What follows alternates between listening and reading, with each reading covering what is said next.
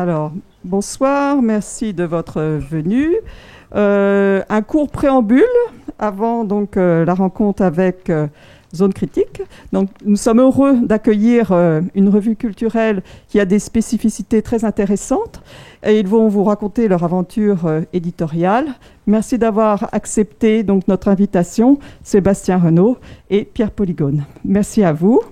Je dois signaler qu'il s'agit d'une collaboration entre la bibliothèque et certaines associations et étudiants.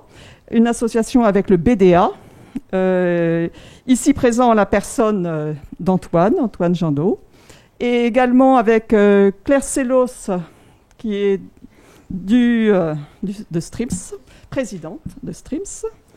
Vous avez également donc Adria Bonneville, qui est du Master Média, et également du Master Média, Justine Schack, qui est assise là-bas et qui prendra la relève. Elles prendront toutes les deux la relève, donc à mi-parcours de la rencontre, donc de leurs camarades déjà installés. Alors, merci donc d'être venus pour ce before culturel de votre soirée Chandeleur, on pourrait dire. Et donc, je laisse le micro à nos amis médiateurs. Merci beaucoup. Alors, bonjour Sébastien Renaud, Pierre Polygone. Vous êtes tous les deux rédacteurs en chef fondateurs et rédacteurs en chef adjoints de la revue Zone Critique. Pour commencer, pourriez-vous, s'il vous plaît, chacun, nous dire un petit mot sur vous et votre revue afin de la présenter à notre public ce soir? Alors très bien, tout d'abord merci beaucoup de nous recevoir et notamment Anne-Sophie Lemonnier nous a proposé de venir. C'est vraiment un plaisir pour nous. Pour le dire rapidement, alors à propos de moi, donc je suis professeur enseignant dans le secondaire et dans le supérieur, dans un lycée dans le 93 en Seine-Saint-Denis qui s'appelle le lycée Georges Brassens, et également chargé de cours à Paris 3 et Paris 1, et je dirige également une thèse en littérature comparée.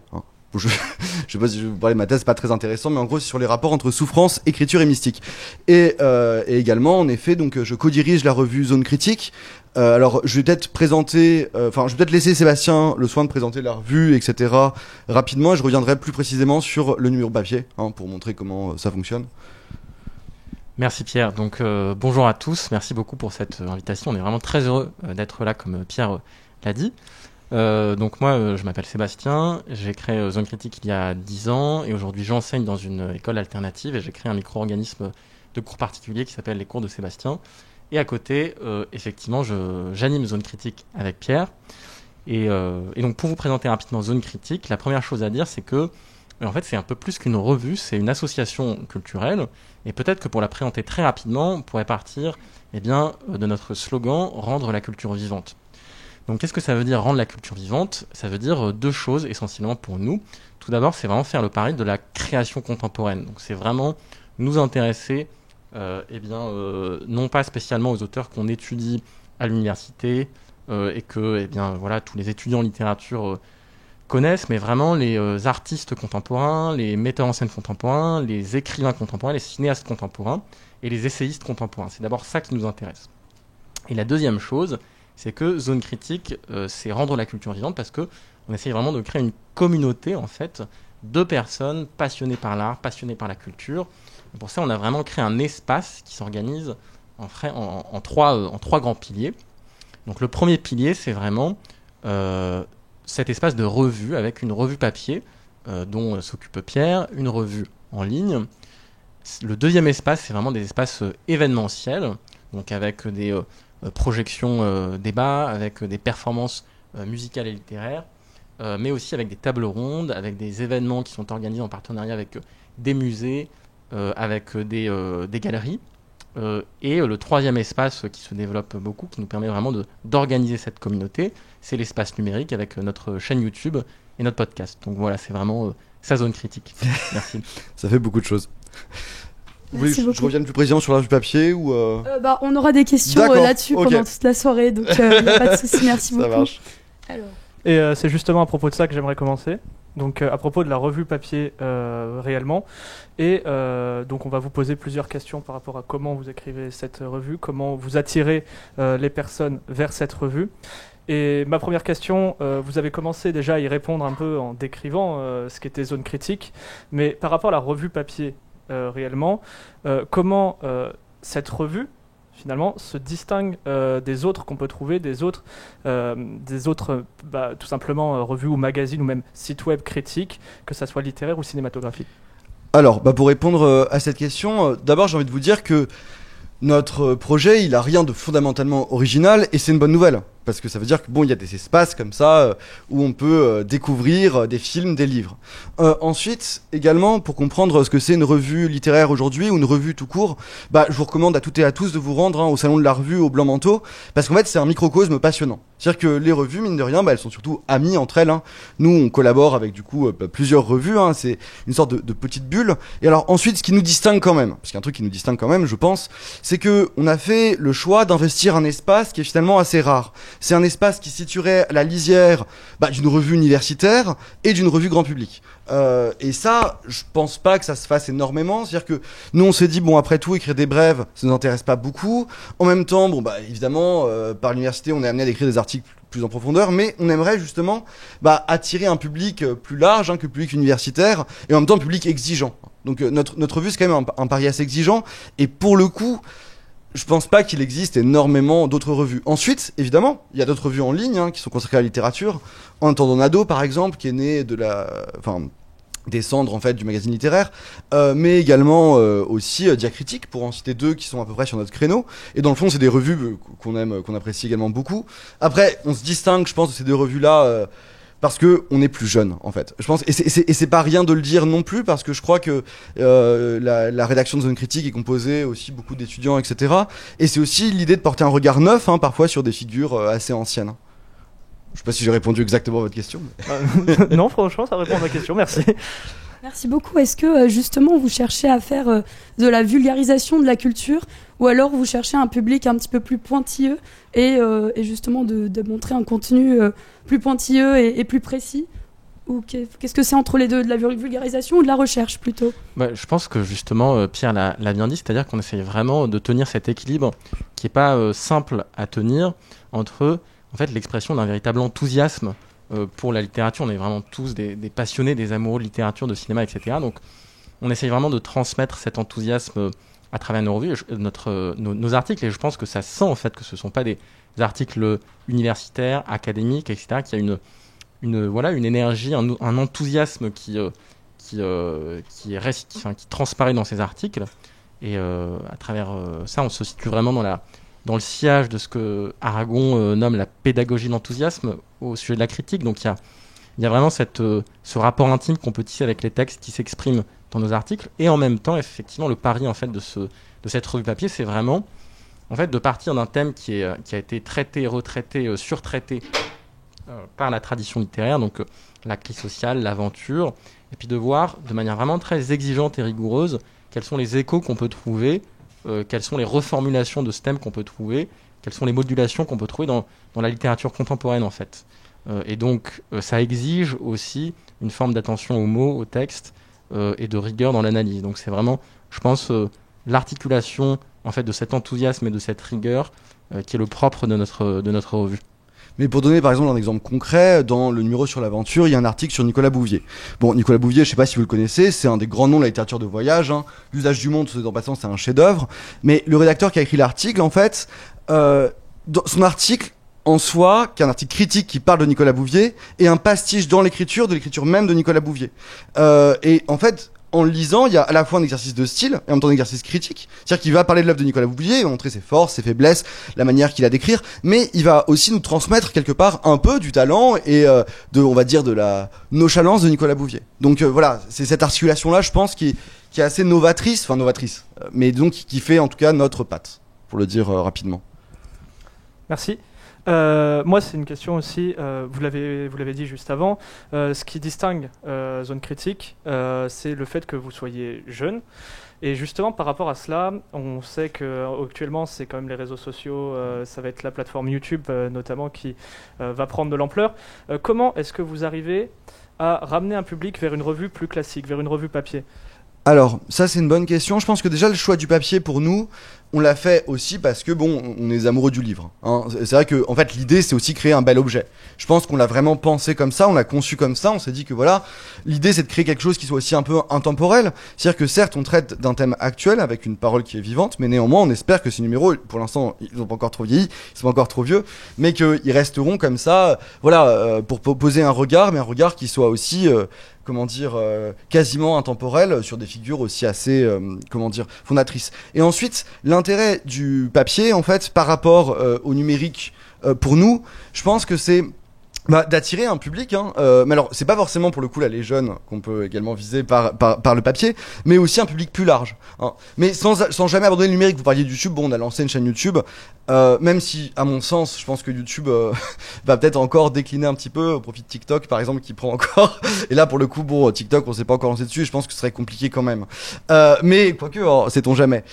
Oui, on a fait une petite vidéo sur TikTok, bon. mais disons qu'en fait, alors là où il faut être honnête, là où notre pari n'est pas encore entièrement remporté, mais on se laisse encore un peu de temps, c'est que pour l'instant, notre lectorat est constitué majoritairement d'étudiants, de professeurs, de retraités quand même aussi. Et c'est vrai que, mais après tout, c'est vrai que c'est assez normal, je pense, par rapport à par rapport à la longueur, par exemple, des articles, etc. Ensuite, moi, je crois aussi que ce qui est intéressant dans ce qu'on fait, c'est, on en parlera peut-être, hein, mais au sein même de l'équipe, je pense que c'est aussi légitimer aussi une parole jeune. Et donc du coup là, pour le coup, ça reste aussi à des étudiants leur dire, mais ok, vous êtes lecteur, mais vous pouvez aussi, être légitime dans vos opinions, même littéraires. Mais c'est vrai que, encore une fois, c'est vrai que l'objet papier, pour le coup, hein, pour le dire franchement, nous ramène pas un public particulièrement jeune. Merci.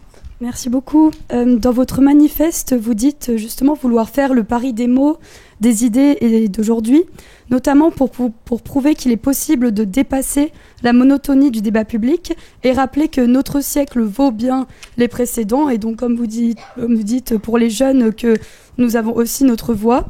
Pensez-vous que la culture est indispensable à un débat public fructueux ? Alors, je peux commencer à répondre et tu pourras compléter la question. Bon, évidemment, là, je me vois pas répondre autre chose que non, ça sert à rien. Évidemment, en fait, la culture, à mon sens, elle est essentielle pour comprendre déjà en fait le monde dans lequel on vit. Ça, c'est un message qu'on transmet à travers Zone Critique, mais dans le fond, moi, c'est plus profond que ça. Si je suis devenu enseignant, c'est aussi pour ça. C'est aussi pour parler de ça à mes élèves. Je crois que quand on est capable de porter un regard critique sur un texte, on peut aussi le porter sur le monde, en fait. Et après tout, quand on fait de l'analyse littéraire, on fait également ça. Ensuite, évidemment, en fait, ce qui est fascinant avec la littérature, c'est que c'est pas qu'un geste esthétique. Quand, je sais pas, Flaubert écrit l'éducation sentimentale, il porte aussi un regard politique, il porte aussi un regard historique sur son époque. Et en fait, c'est tous ces regards-là qui sont croisés au sein de la littérature. Et n'importe quel chef-d'œuvre littéraire a un soubassement philosophique. Et je crois aujourd'hui, évidemment, je vais dire plus que jamais, mais c'est pas vrai, ça a toujours été le cas, que la culture est essentielle, en fait. Pour ne serait-ce que déjouer, en fait, les pièges, certains pièges médiatiques, hein, ou certaines facilités, hein. Mais on le voit bien, par exemple, je prends un cas parmi tant d'autres, hein, mais la rhétorique employée dans beaucoup de discours politiques, en fait, c'est une rhétorique qui, dans le fond, hein, s'appuie sur des ressorts et des rouages vieux comme le monde. Et ça fait partie des choses qu'on peut montrer, qu'on peut décoder, entre guillemets. Et c'est pour ça que, évidemment, à mon sens, la culture reste essentielle pour nourrir le débat public. Mais je te laisse peut-être compléter aussi. Oui, pour compléter ce que vient de dire Pierre, ce qui est certain, c'est que la littérature permet de poser un regard en fait sur la société contemporaine qu'elle est la seule à pouvoir poser, et c'est pour ça que ça nous intéresse autant en fait de parler en fait de littérature contemporaine, parce que elle est la seule à peut-être mettre au jour, mettre en lumière des enjeux qui sont propres à notre société en fait, mais qui sont peut-être invisibles ou inapparents. Par exemple, je pense là au dernier roman d'un auteur qui s'appelle Théo Cassiani, qui s'appelle Rétine, qui est l'écrivain qu'on a interviewé pour notre chaîne YouTube, qui s'intitule Écrire à 30 ans, et qui, dans son récit, nous montre ce que ça veut dire que vivre au temps du numérique, vivre à l'ère du numérique, vivre avec ce nouveau régime d'image auquel on est tous confrontés, et qu'est-ce que ça implique dans le changement qui peut s'opérer dans les relations humaines, dans les relations sociales, dans les relations à la langue, dans les relations politiques. Et finalement, en témoignant de l'impalpable, en témoignant de l'invisible, la littérature est vraiment d'une grande aide pour effectivement penser les enjeux d'aujourd'hui. C'est une évidence. Merci. Et j'ai une question par rapport justement à cette notion de regard de la littérature contemporaine.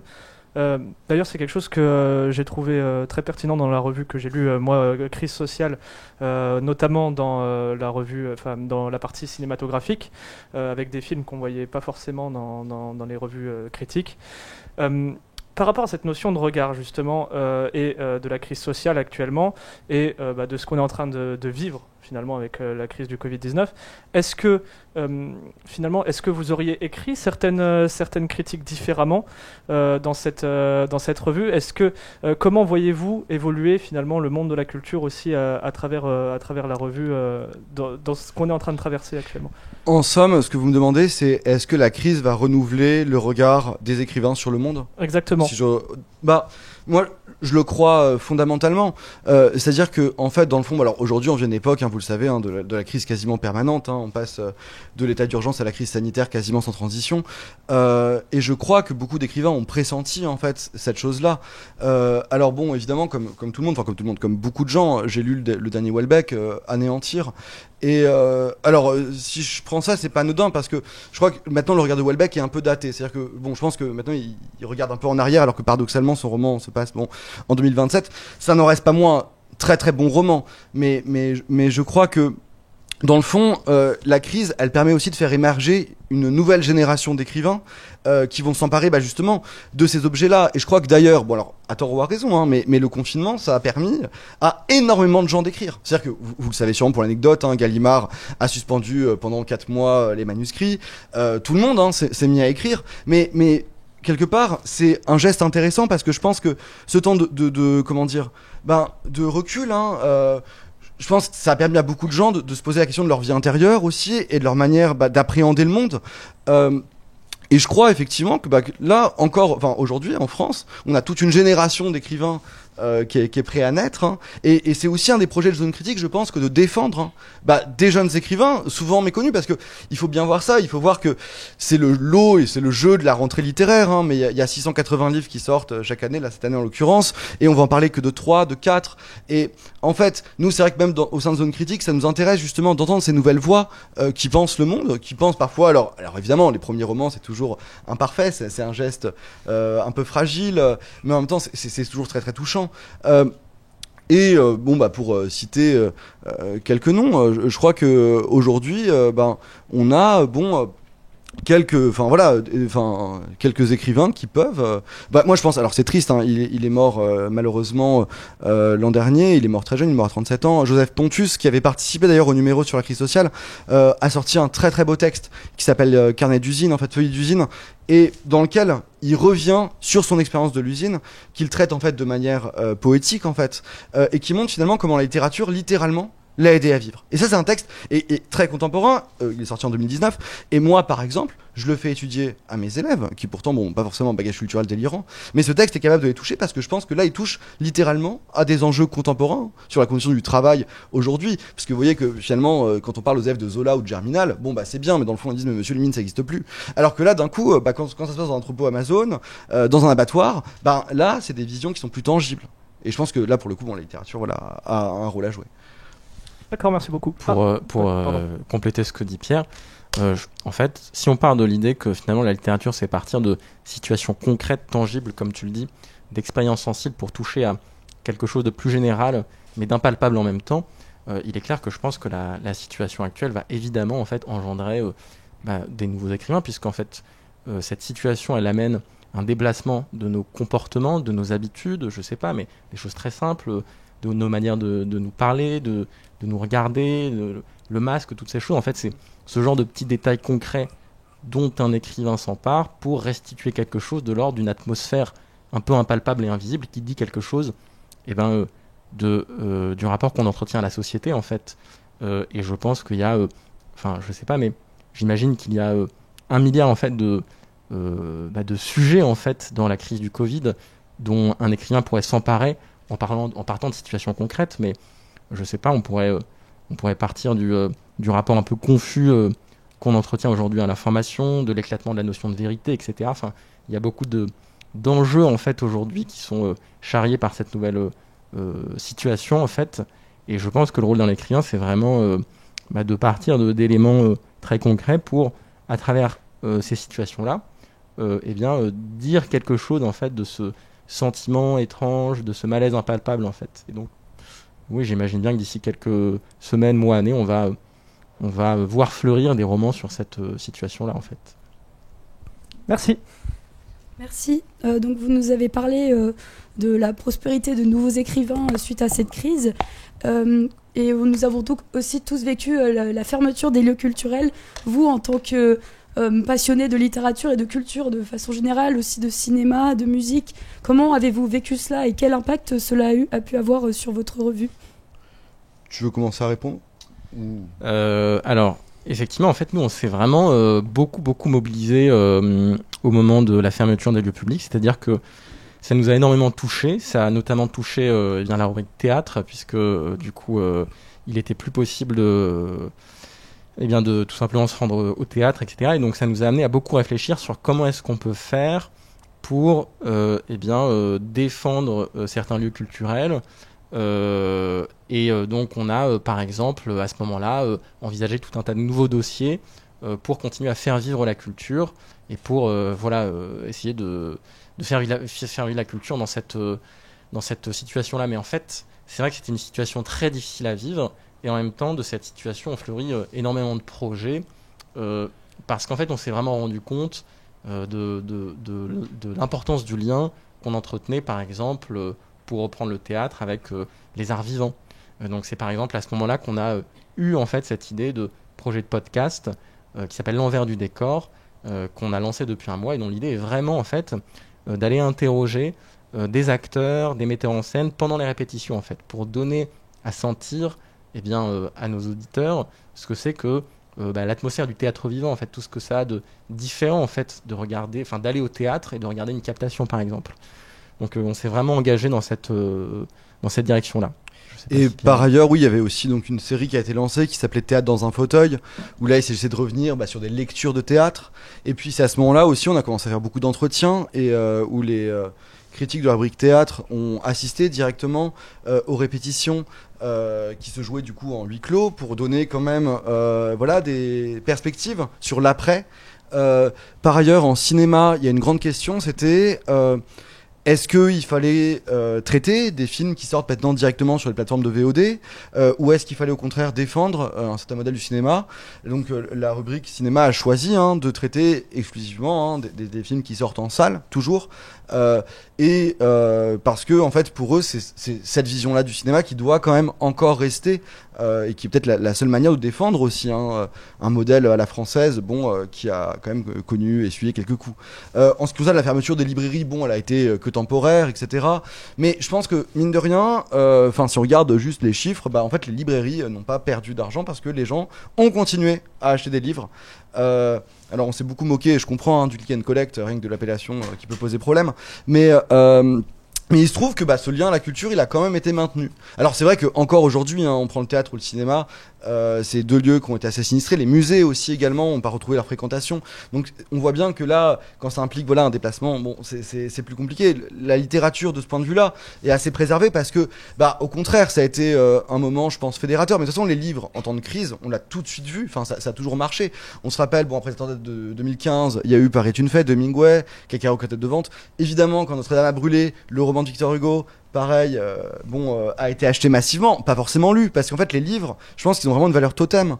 De même que là, au moment de l'épidémie, évidemment, c'est quoi ? Ça a été La Peste de Camus qui est revenu, Le Hussard sur le toit, tout le monde s'est mis à citer Pascal. Enfin, je veux dire, il y a ce truc, je pense, vraiment de valeur refuge de la littérature qui marche.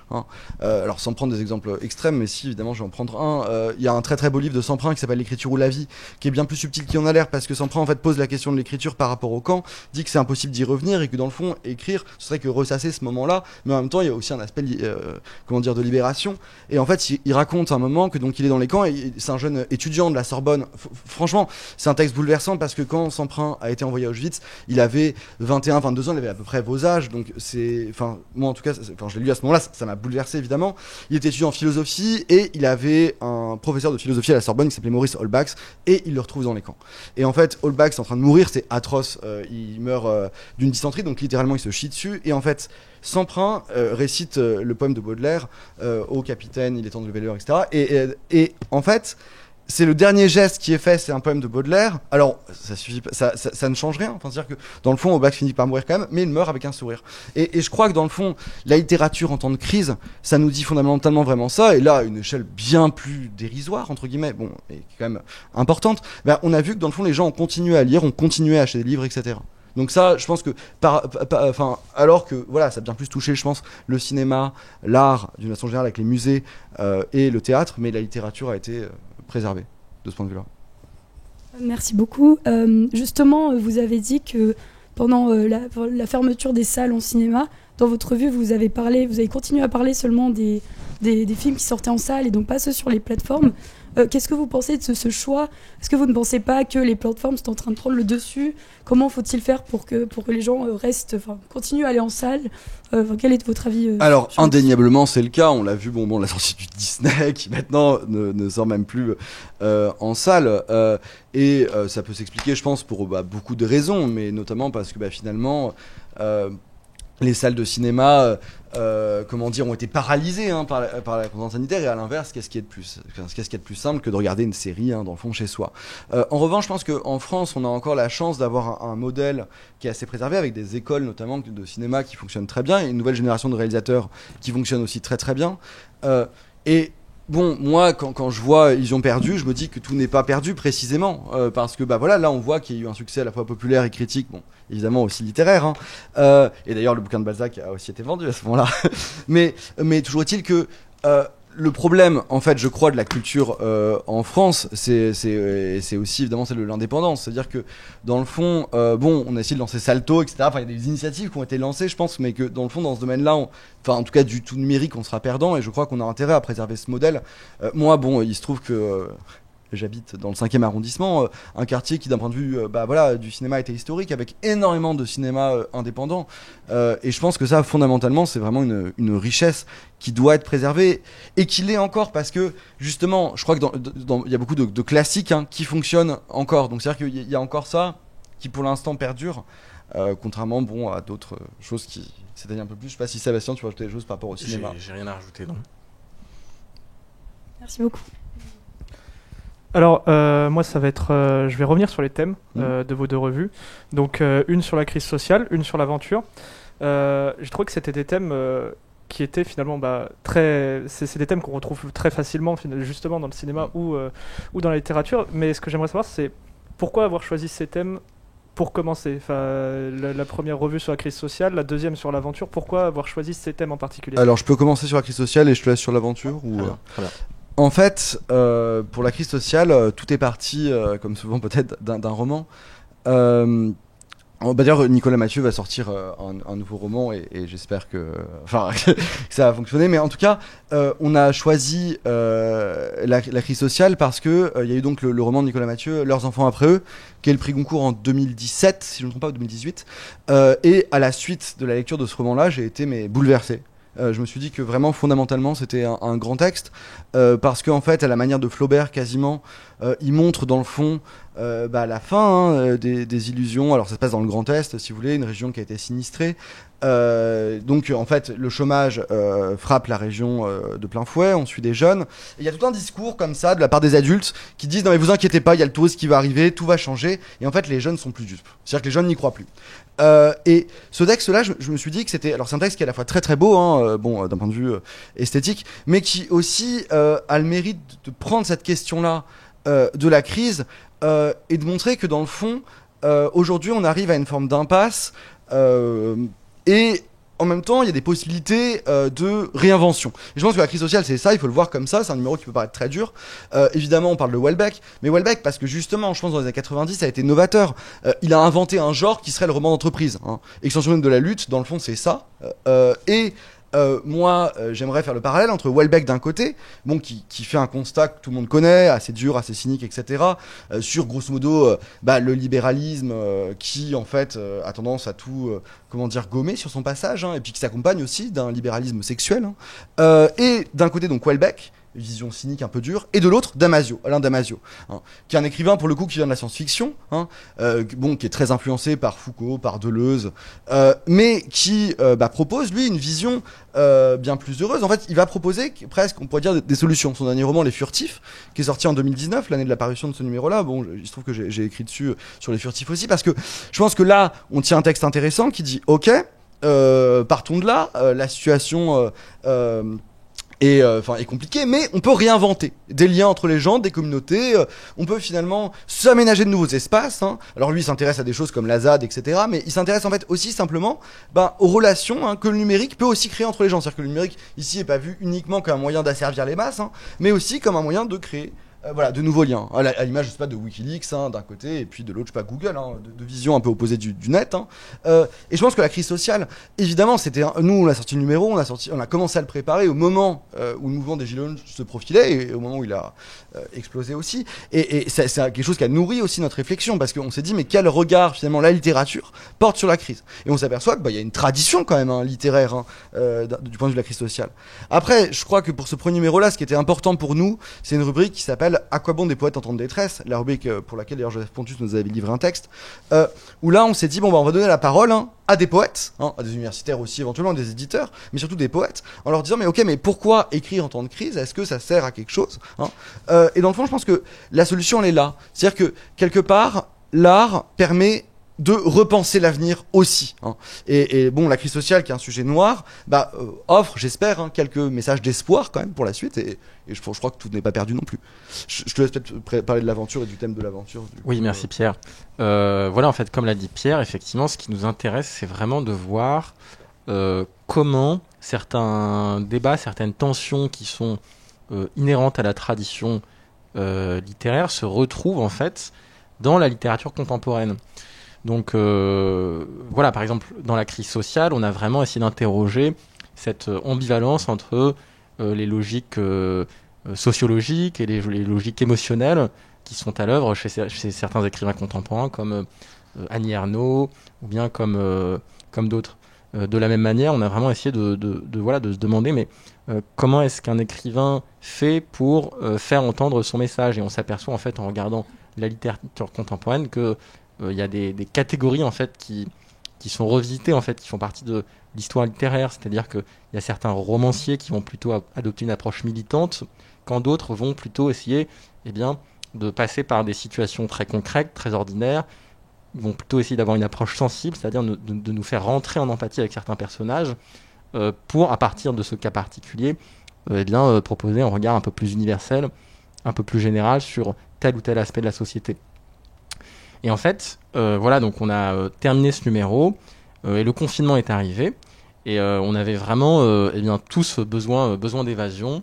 Et puis surtout, on hésitait sur le thème du numéro et Pierre proposait la famille qui sera le thème de notre prochain numéro, donc qui sera un sujet assez lourd. Je te laisserai en parler tout à l'heure. Et donc voilà, on avait besoin un peu d'air frais, d'espace, et on s'est dit pourquoi pas l'aventure, dans la mesure où c'est un thème qui est tellement d'une certaine manière qui est absolument passionnant et en même temps qui est impressionnant dans la mesure où l'aventure c'est vraiment finalement le fondement de toute littérature. Il y a un essai magnifique qui s'appelle Le héros aux mille visages de l'universitaire Joseph Campbell qui en fait reprend en fait toute la structure des récits littéraires mais aussi bibliques, mythologiques en fait de l'Odyssée d'Homère jusqu'à la vie du Bouddha, pour montrer comment ce sont à chaque fois des récits d'aventure en fait qui mettent en scène des héros qui sont confrontés soudainement à un changement de situation, soit qu'ils vont opérer de par leur propre volonté, soit qu'il leur arrive de manière complètement imprévue. Et en fait, ce changement de situation va les pousser à sortir de l'espace dans lequel ils évoluent habituellement de l'espace qui est souvent un village, pour entrer en fait dans une zone un peu plus obscure qui va être le lieu de la métamorphose, et donc le lieu de la confrontation à l'épreuve. Et une fois cette épreuve accomplie, surpassée, le héros revient parfois dans le village d'origine transformé. Donc c'est vraiment voilà le cycle, on va dire, canonique du récit d'aventure. Et en fait, nous, ce qui nous intéresse, c'est vraiment de voir en quoi ces schémas-là, en fait, ces schémas de l'histoire littéraire, eh bien, trouvent des échos, se remodulent, se modifient en fait dans la littérature contemporaine. En fait, quelles traces ce récit d'aventure laisse dans la littérature et le cinéma contemporain. Et ce qui est vraiment intéressant, c'est qu'on constate en fait qu'il y a à la fois des permanences et des variations. C'est-à-dire que ce schéma-là, en fait, on peut le retrouver dans beaucoup de récits aujourd'hui, dans beaucoup de récits très contemporains. Je pense à un écrivain que j'aime bien, comme Yannick Enel, par exemple, qui a écrit un texte qui s'appelle récemment « Tiens, ferme ta couronne », dans lequel on retrouve en fait ce schéma du récit d'aventure. Et en même temps, il y a beaucoup de variables, il y a beaucoup de modifications. Par exemple, le périmètre a changé. C'est-à-dire que l'espace de l'aventure s'est vraiment restreint. C'est-à-dire que l'espace géographique s'est transformé. Par exemple, on a proposé un grand entretien avec un cinéaste qui s'appelle Alain Guiraudy. Enfin, un cinéaste, oui, effectivement, qui a réalisé de nombreux films, dont un qui a eu un certain succès il y a quelques années, qui s'appelle L'Inconnu du lac. Et en fait, lui nous disait vraiment dans cet entretien que l'aventure se trouve au bout de la rue, en fait. Donc ce qu'il cherche à faire dans son cinéma, c'est vraiment un cinéma d'aventure avec un périmètre géographique qui n'est plus celui de la forêt, des grands espaces, des grandes découvertes, en fait. Donc c'est un peu ça qu'on essaie de cartographier, c'est tous ces changements qui s'opèrent dans la littérature contemporaine au sujet de thèmes finalement profondément traditionnels qui ont à voir avec l'histoire littéraire. Merci. Et justement, par rapport au choix des textes, est-ce que vous les choisissez après avoir choisi le thème ? Donc, est-ce que vous choisissez le thème et une liste de textes vous vient en tête ? Ou bien, je me souviens, c'est vous qui aviez dit à propos de la crise sociale, tout vient d'un texte.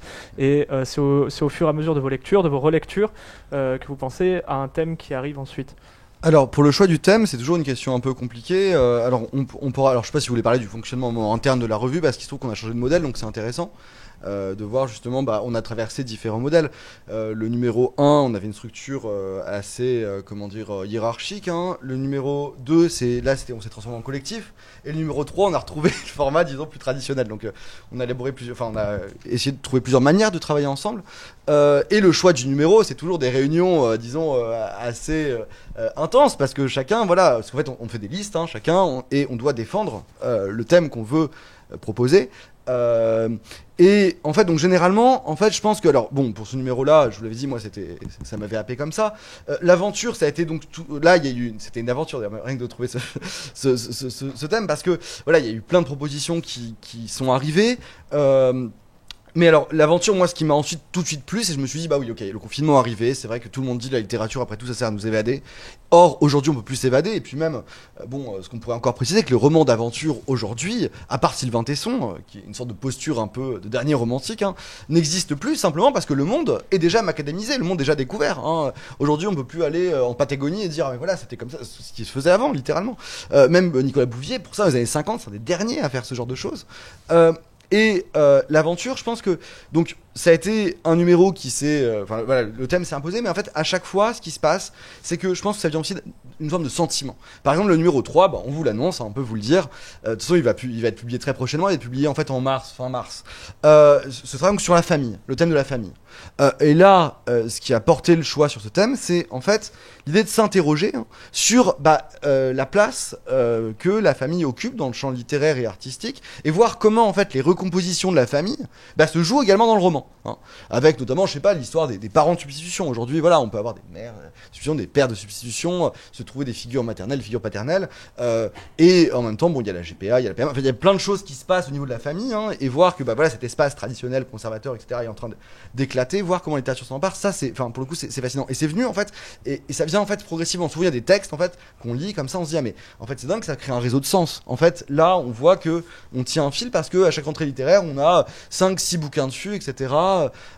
Et à ce moment-là, bon, on fait des listes, on dit ah bah ok, ça pourrait être une piste pour un prochain numéro. Et en même temps, l'idée aussi toujours, c'est faire dialoguer, en somme, on pourrait dire, j'ai envie de dire les anciens, les modernes, faire dialoguer la littérature classique et avec la littérature contemporaine. Montrer justement l'évolution ou les infléchissements d'un thème au sein de l'histoire littéraire. C'est qu'on a toujours une rubrique dans chaque numéro qui s'appelle histoire de crise, histoire de famille, histoire d'aventure, où là on prend des figures bien plus classiques.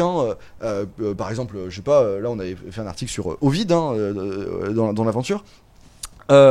Et sur la famille, on va écrire quelque chose sur Shakespeare, mais montrer justement, voilà, pour faire dialoguer en fait à chaque fois les deux thèmes. Donc on prendra jamais a priori un thème comme je sais pas l'internet, parce que on aura du mal justement à faire émerger ce dialogue. Merci. Et moi, la question aussi, c'était justement par rapport à pour conclure du coup par rapport à votre prochain numéro. Du coup, vous avez expliqué pourquoi avoir choisi la famille. Et est-ce que vous avez déjà choisi des textes pour vu que ça va être publié prochainement, oui. Je pense que on est en phase de bouclage là, de relecture. Du coup, la question, je vais plutôt poser la question suivante. Sous quelle forme vous avez décidé de retracer justement ce thème, parce que vous avez dit là justement forme hiérarchique, ici ce serait plus collectif, et justement la famille, comment est-ce que vous avez décidé de la retranscrire à travers vos Alors articles? on est retourné à une forme hiérarchique, je pense pour des raisons assez simples en fait. C'est que des questions de contraintes et de temps. Alors l'aventure, il se trouve que c'est quasiment un numéro double, on a mis 2 ans à le sortir d'ailleurs, mais parce qu'il y a eu le confinement, etc., ça n'est pas très compliqué. Alors l'avantage d'un collectif, c'est que les idées, je pense, émergent davantage, c'est hyper plaisant, etc., enfin il y a quelque chose de très très fort, mais ensuite, d'un point de vue purement pratique, prendre la moindre décision, ça devient un calvaire. Et les réunions Zoom, croyez-moi, on en a fait un paquet jusqu'à l'overdose. Et en fait, ensuite, on s'est dit, bon, ok, il faut qu'il y ait une colonne vertébrale, une ligne directrice qui soit plus marquée. Et c'est pour ça qu'en fait, on a choisi de reprendre une forme plus, traditionnelle. Avec néanmoins, alors, qui peut être tournante. C'est-à-dire que là, bon, pour la famille, il se trouve que j'ai pris la direction du numéro, mais on peut très bien imaginer qu'un prochain numéro arrive et que ce soit un autre rédacteur qui l'apprenne. Mais en fait, l'idée, c'est simplement aussi gagner du temps, parce que il faut voir aussi qu'un projet comme ça, ça demande évidemment beaucoup de temps, parce qu'il y a beaucoup de contraintes, sachant que on a fait le choix de diriger le projet de A à Z, c'est-à-dire que vraiment on travaille avec une maquettiste, avec un imprimeur, etc. Mais on n'est pas affilié à une maison d'édition, même la distribution, c'est nous en chargeons, etc. Donc il y a plein de choses qui sont liées à ce projet-là, et qu'il faut vraiment qu'il y ait une organisation qui soit pour le coup cadrée. Et je pense que l'avantage aussi, c'est qu'au fur et à mesure du numéro, quand même, heureusement, on gagne en expérience d'un point de vue purement pratique. Et de ce point de vue-là, c'est aussi très enrichissant d'ailleurs. Merci. Moi, j'ai plus de questions, donc je vais laisser Adrien conclure. Merci beaucoup. Alors moi j'avais juste une dernière question par rapport aux œuvres en général que vous avez pu lire, que vous avez pu regarder, et ensuite je laisserai à Claire et Justine pour la suite. Est-ce que vous pensez que dans les œuvres contemporaines qu'on voit aujourd'hui, il y a beaucoup de répétitions? Est-ce que ça a du mal à se renouveler, ou justement vous pensez que ça n'arrive pas et qu'il y aura toujours, on n'arrivera pas à une saturation d'idées? Alors moi, je vous recommande hautement de visionner notre chaîne YouTube Écrire à 30 ans, parce que justement on essaie de battre un peu en brèche le cliché selon lequel aujourd'hui la littérature contemporaine se dessèche, il n'y a plus d'invention formelle. Enfin, je veux pas du tout faire de comparaison, mais je pense que vraiment, moi j'ai beaucoup participé à ce projet, et c'est fou de voir à quel point il y a aujourd'hui une véritable richesse formelle dans les textes qui sont publiés, si on fait l'effort peut-être de regarder des textes qui sont pas aussi médiatisés que le dernier Christine Angot par exemple, ou d'autres écrivains pour lesquels j'ai aucun mépris, mais qui masquent peut-être une forêt d'écrivains qui sont vraiment intéressants et dont on parle un petit peu moins. Donc je pense que j'ai pas du tout peur que la littérature ne se renouvelle pas, et je pense que de toutes les manières, puisque le but de la littérature c'est de se faire l'écho des mutations, des transformations sociales, elle aura toujours quelque chose à dire en fait, parce que je sais pas, Balzac ne vivait pas à notre siècle et ne pouvait pas parler de l'addiction à la pornographie, aux réseaux sociaux, à l'éclatement de la notion de vérité, ou à toutes ces choses en fait qui ont à voir avec notre société. Donc je pense que le but de l'écrivain, c'est vraiment d'enregistrer ça et de le restituer de manière sensible, en fait, de nous le faire sentir vraiment de manière très palpable par des situations concrètes, en fait. Donc, tant que la société évoluera, il y aura toujours des écrivains pour en dire quelque chose. Et pour compléter simplement ce qu'a dit Sébastien, il y a un critique dans les années 60 qui est mort d'ailleurs récemment, qui s'appelle George Steiner, qui parle en fait, qui dit que dans le fond, l'époque contemporaine est marquée par ce qu'il appelle un cataclysme de papier. Et en fait, il est atterré parce que il voit apparaître, des milliers de nouveaux livres qui sortent chaque année, en se disant, mais quelque part, comment est-ce qu'un poète peut émerger ? Moi, alors parfois, je partage un peu ce constat. Alors voilà, à titre personnel, j'ai aucune sympathie pour tout ce qui concerne le développement personnel, et je pense que vraiment c'est presque inquiétant. Mais néanmoins, il se trouve qu'en fait, l'idée, c'est que Zone Critique se propose, j'ai envie de vous dire, de servir de guide.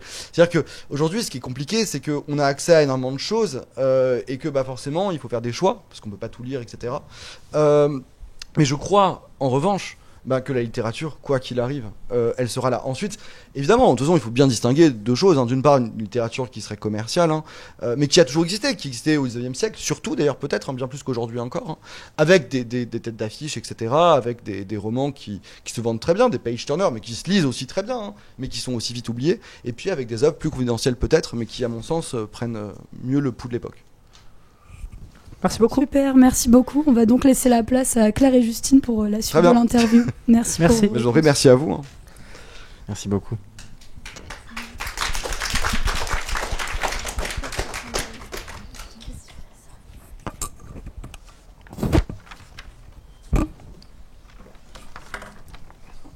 Bonsoir. Bonsoir. Déjà, merci beaucoup d'être présent ce soir et merci pour cette première partie. Nous, de notre côté, on va davantage aborder la forme de votre revue, notamment comment entreprendre dans le milieu des médias, le passage au format papier, et notamment notre première question, c'est comment l'idée de vous lancer vous est venue il y a 10 ans. Alors Sébastien, je te laisse répondre et moi je parlerai ensuite. Donc il y a 10 ans, moi je travaillais dans la presse, j'étais stagiaire en fait, je faisais différents stages et puis je faisais des études de droit à côté, mais ça m'intéressait pas vraiment en fait, et j'étais très frustré de mes études et puis je me suis mis à lire énormément et puis à travailler pour des différentes revues et je pense qu'en fait ce projet est vraiment né, on en a beaucoup parlé, mais je pense qu'il faut insister dessus, d'un enthousiasme, en fait, d'un désir de transmettre, c'est-à-dire que faisant beaucoup de stages, je m'intéressais beaucoup à la littérature contemporaine et je trouvais ça dommage que ce soit une littérature dont on parle si peu, mais je pense que même avant ça, le tout premier désir, c'est vraiment celui de transmettre une émotion, en fait, c'est-à-dire de trouver les mots les plus justes, les plus adéquats qui permettent de restituer en fait une impression de lecture en fait. Et je pense que finalement en fait le projet il est né de ça, c'est-à-dire vraiment de créer un espace pour que ces impressions-là, ce goût pour la lecture, cet enthousiasme, ce plaisir fou de lire qu'on a tous, puisse trouver à s'exprimer en fait. Et puis comme je travaillais dans le milieu du journalisme, il y a des gens qui se sont intéressés au projet, qui était d'abord un projet vraiment numérique. Et puis au bout d'1 an, j'ai rencontré Pierre. Et là, le projet a pris de l'ampleur. Mais je pense que au fond, c'est vraiment comment dire, la littérature, c'est quand même un plaisir assez solitaire. On peut en parler effectivement, mais je pense que de la lecture naît de manière presque immédiate le désir de transmettre, en fait, de dire quelque chose à propos de cette émotion-là qu'on ressent quand on lit. Et du coup, Zone Critique, c'est né vraiment d'un désir de créer un espace où puisse se transmettre ce goût pour la littérature qui n'existe pas vraiment dans le domaine universitaire ou académique, où l'enjeu est un peu différent. L'enjeu est plus de produire une approche scientifique des textes étudiés. Donc c'est d'abord ça en fait. Et puis pour le dire rapidement, moi j'étais en L3, en lettres et en philo. Et puis je sais pas, on était devant une salle de cours comme ça, et d'un coup je rencontre un camarade, un jeune que je connaissais pas, on commence à parler, la professeure était en retard, il me dit qu'il s'appelle Sébastien, je dis on va chanter, moi je m'appelle Pierre, etc. On commence à discuter, le courant passe bien, et je crois que quand Sébastien a parlé de zone critique, je me suis dit mais en fait c'est ça exactement ce qu'il faut faire. Moi, depuis que je suis assez petit, je sais que je veux me tourner en tout cas vers une carrière ou quelque chose qui me permet de transmettre une forme de passion pour les mots, ça fait longtemps que je l'ai quand même, et notamment pour les lettres, parce que la littérature ça m'a vraiment à titre personnel aidé, je pense que je me sens redevable aussi de ça, et Zone Critique ça a été aussi le tremplin, la plateforme idéale pour ça. Et il se trouve que récemment j'enseigne à Paris 3 et je donne des cours à des L2, et je leur ai parlé je pense de Zone Critique aussi pour leur dire mais en fait il y a 10 ans, il y a 8 ans j'étais là à votre place, etc. Et je pense que c'est très important même, et vous êtes étudiant aussi, de vous engager dans une association, mais vous faites déjà en fait ce que vous faites là déjà, c'est parfait, parce que en fait ça donne du sens simplement, et je crois que ça répond aussi à un besoin de sentir un maillon dans cette chaîne qu'on évoquera peut-être, du livre, etc., des médias d'une façon générale, et de participer aussi à ça. Pour contrecarrer un discours qui serait, on va dire, nihiliste ou un peu cynique, en disant de toute façon aujourd'hui il n'y a plus rien ne se vaut, etc. Et dire non, en fait, moi je propose, je me trompe peut-être, mais je propose, j'essaie, je tente, et je vous prie de nous croire que franchement Zone Critique ça a vraiment évolué. Il y a beaucoup d'articles aujourd'hui que je pense qu'on ne publierait pas, etc. Mais c'est pas grave, ça fait partie aussi, je pense, de la trajectoire en fait. Merci. Et donc du coup, quand vous vous lancez dans cette revue, comment est-ce que vous faites pour trouver vos rédacteurs, votre staff ? Alors, déjà, il y avait une équipe. Alors, c'est une vraie question. Parce que vraiment, c'est la matière première de Zone Critique. Et il faut savoir que c'est un projet qui est entièrement bénévole. C'est vrai qu'on aurait dû le dire aussi. Alors, on rémunère les illustrateurs pour les revues papier, évidemment la maquettiste, etc. Bon, il y a des postes comme ça, mais les rédacteurs sont bénévoles. Partant de là, ce qui est très compliqué pour gérer comme ça une équipe de rédacteurs qui sont tenus uniquement par ça, c'est de les impliquer en fait dans le projet. Je pense que l'idée pour que quelque chose fonctionne, c'est comme ils sont pas rémunérés par de l'argent, il faut qu'ils y trouvent autre chose. Et cette autre chose qu'on propose, c'est une forme de communauté. C'est-à-dire que Sébastien en parlait, on organise aussi des soirées, des événements, des rencontres, mais je crois que c'est aussi important parce que pour beaucoup de... Alors la crise sanitaire aussi a son rôle à jouer là-dedans. Pourquoi ? Parce qu'il y a beaucoup de jeunes qui ont été isolés et qui sont venus en fait spontanément vers nous. Alors pour répondre plus pratiquement à votre question, on reçoit des candidatures spontanées sur la boîte de réception, on reçoit aussi des candidatures simplement par le bouche à oreille, j'ai un ami qui m'a dit que, etc., est-ce qu'il peut envoyer son CV, etc. Et aussi ce qu'on a fait cette année, ce qu'on a fait aussi l'an dernier, c'est qu'on a organisé des campagnes de recrutement. Alors à gérer, ça c'est aussi un sacré truc, parce que la dernière campagne, on a reçu une 50aine de candidatures, mais alors ensuite, il faut les traiter.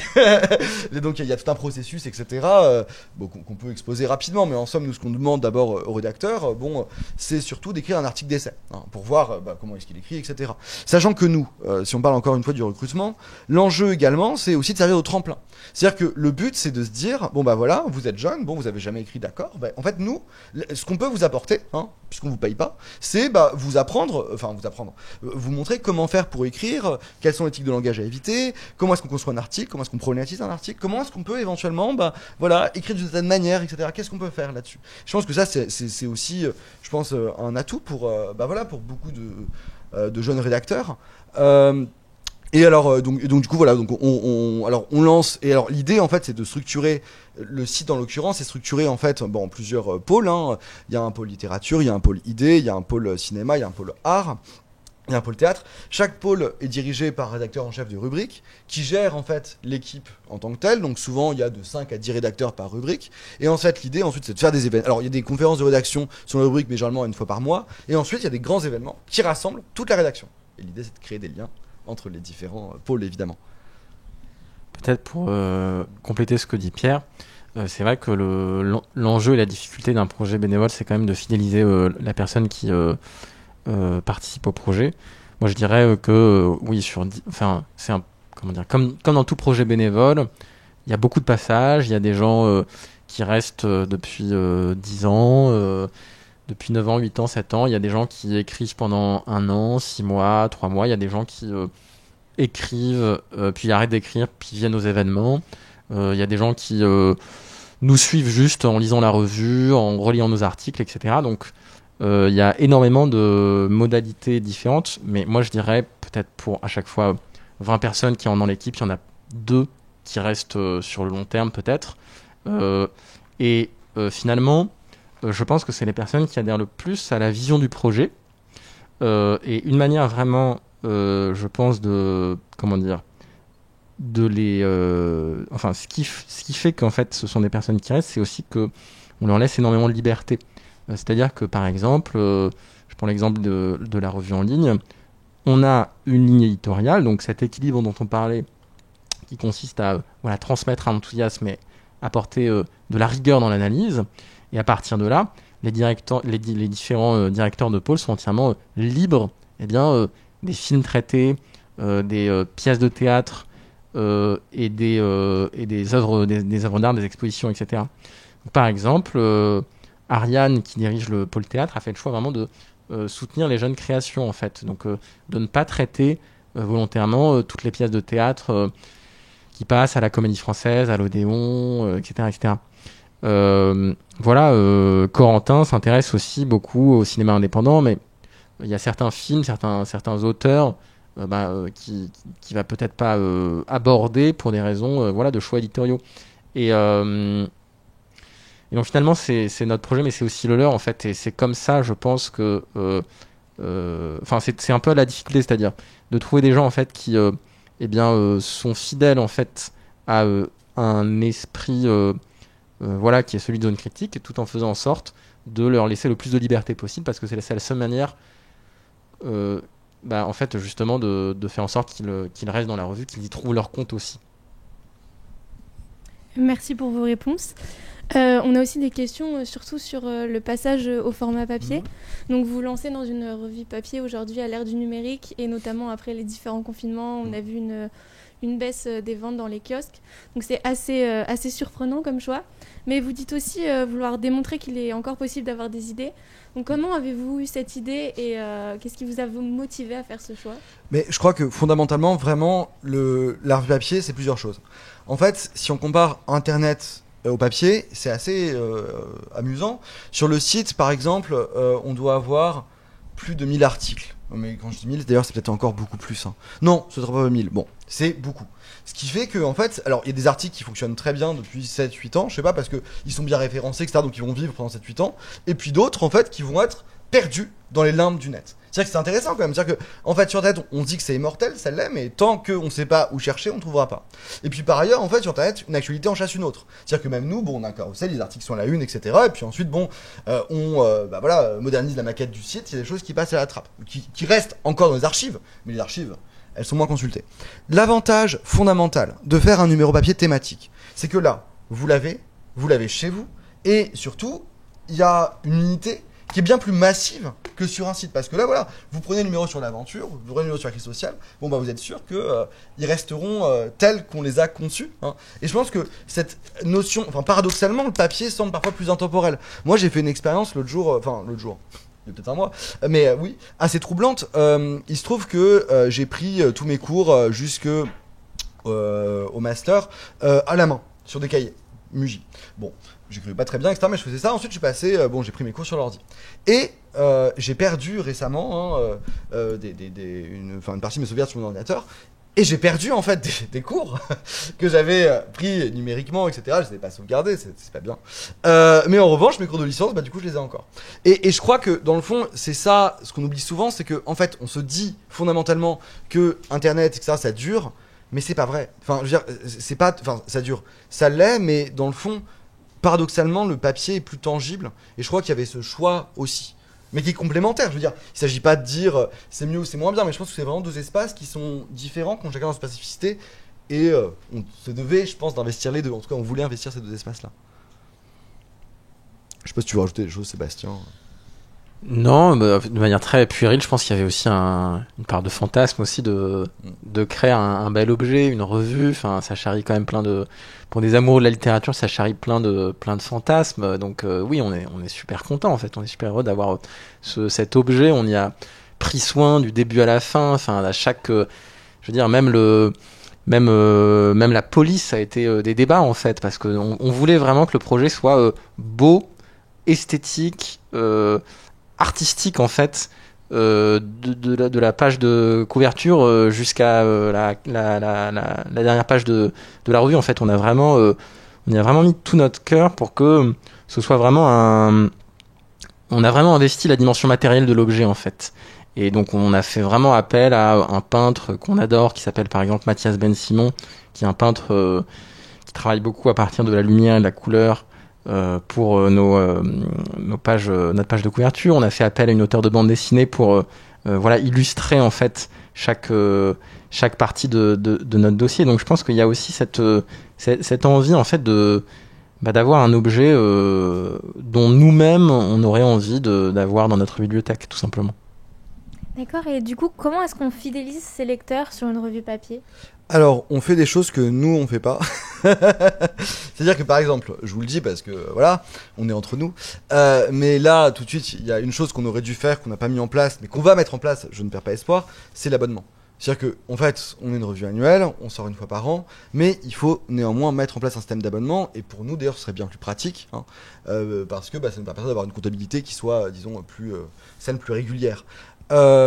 Ensuite, nous, alors la différence, je pense, c'est qu'on n'est pas, on a aussi le site internet qui permet en fait de créer. Pour le coup, là, on fait environ 30 000, parfois 40 000 visites par mois.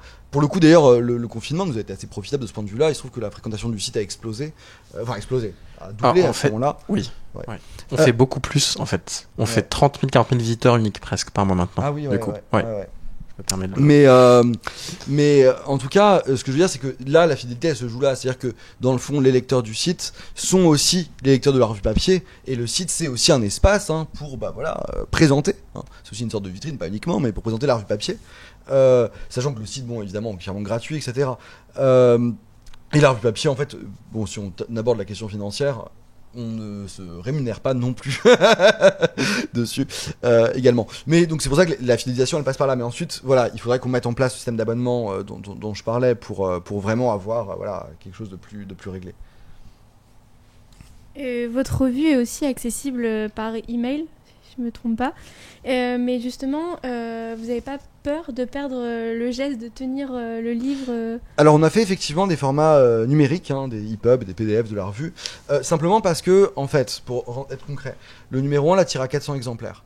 Là il nous en reste 15, et en fait quand on aura fini d'écouler les 15 derniers, d'ailleurs on sait pas, parfois on les met parfois en salon, etc., mais on l'a retiré de la vente du site, en fait il n'y aura plus de traces de ce numéro 1 papier. Parce que on pourrait faire un nouveau tirage, mais ça implique des coûts, une logistique, etc. Et donc, on s'est dit à ce moment-là, créer un EPUB, c'est une manière quand même, de donner accès à tous ceux qui le souhaitent, au travail qui a été fourni pour le numéro 1. Je pense, sachant que, en fait, l'idée c'est de dire que quand même, il y a des articles, je crois, qui sont intéressants, presque importants. Je sais pas, j'imagine un étudiant qui veut écrire un article sur telle ou telle chose et qui a besoin d'un article dans une critique. Le EPUB, ça permet quand même de le rendre plus accessible. Mais c'est pas du tout notre cœur de vente, notre fonds de commerce. On ne met pas en avant spécialement. C'est un outil en plus, disons. Et c'est vrai que c'est une somme vraiment inédite en fait qu'on propose. Donc sur l'aventure, la crise sociale, même pour un étudiant qui fait un mémoire de recherche, des choses comme ça, en fait, c'est hyper important d'avoir accès à ces articles auxquels il n'a pas forcément accès parce que le numéro coûte cher d'une part, il n'est pas distribué partout. Donc le EPUB permet vraiment en fait d'accéder facilement à cette banque de données. Et donc pour parler un peu de la prochaine revue, vous dites dans votre manifeste sur votre site vouloir toucher du doigt l'époque chamboulée que nous traversons. Est-ce que vous pouvez parler un petit peu peut-être d'articles qui vont paraître, qui illustrent ce que vous voulez faire ? Alors d'articles du coup dans le prochain numéro sur la famille. Ouais. Alors en effet avec plaisir. Alors j'évoquais donc tout à l'heure la question de la parentalité et de ces nouvelles modalités. C'est un thème qu'on aborde dans un article qui s'appelle Famille de biais, famille biaisée, sur justement en fait l'idée que aujourd'hui la question de la filiation elle peut être vécue comme un problème, et c'est-à-dire qu'on doit se réinventer en permanence une famille. Et il y a des écrivains comme Patrick Ozéo par exemple qui se posent cette question de manière frontale. Évidemment des figures plus classiques, Annie Ernaux qui se pose également la question de la famille et du milieu et de l'appartenance.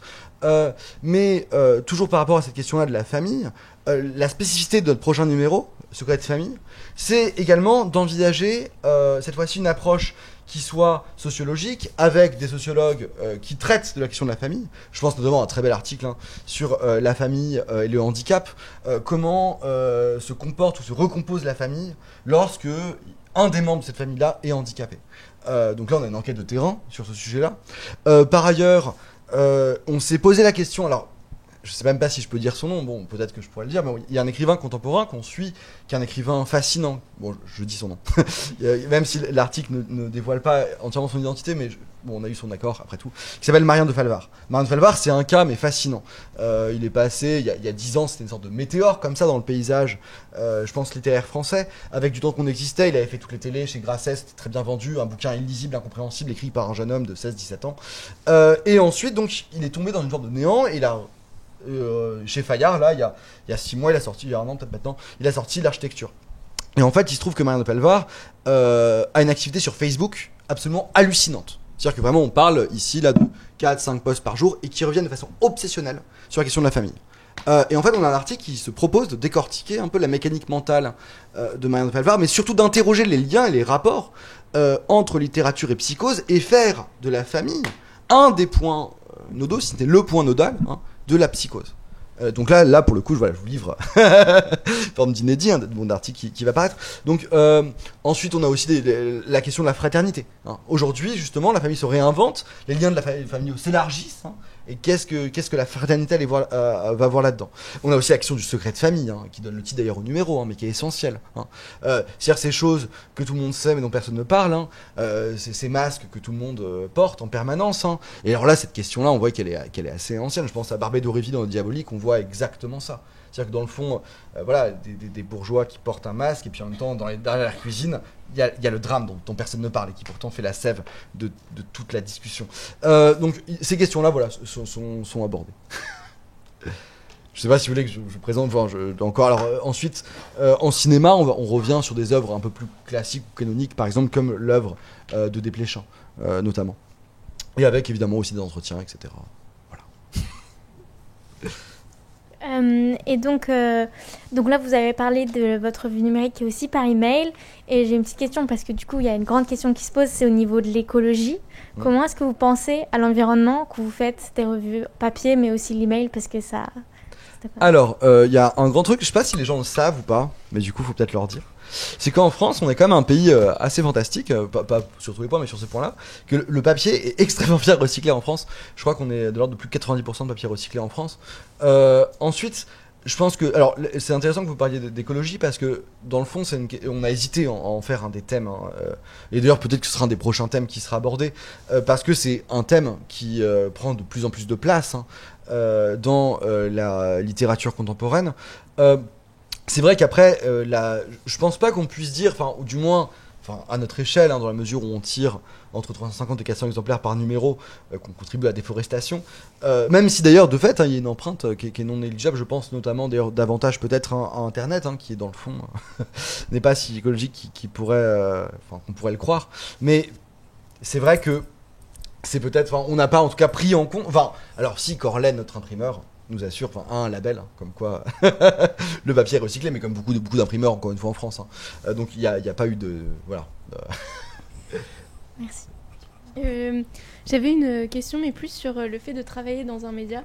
Donc, étant étudiante dans une association, donc dans le média de notre école, j'avais quelques questions sur, par exemple, comment se passe une réunion éditoriale chez Zone Critique, combien de temps vous prenez pour écrire votre revue papier, et quel est votre rôle aussi en tant que rédacteur en chef? Ça dépend beaucoup, effectivement, on l'a abordé tout à l'heure, mais on a aussi entre différents modèles organisationnels en fait ces dernières années. Donc ça dépend un peu du modèle adopté. C'est vrai que lors de la parution du numéro papier, on avait un modèle de direction horizontale, Et là, donc, les prises de décision prenaient énormément de temps. Donc, on avait un ensemble de points abordés qui étaient vraiment chacun, discutés. Et on attendait que tout le monde soit d'accord pour que chaque élément, en fait, soit validé. Donc, ça prenait énormément de temps. Mais concrètement, en fait, aujourd'hui, on a des comités de rédaction en fait pour chaque pôle. Donc, par exemple, on a un comité de rédaction pour la revue en ligne, pour la revue papier, pour la chaîne YouTube, etc.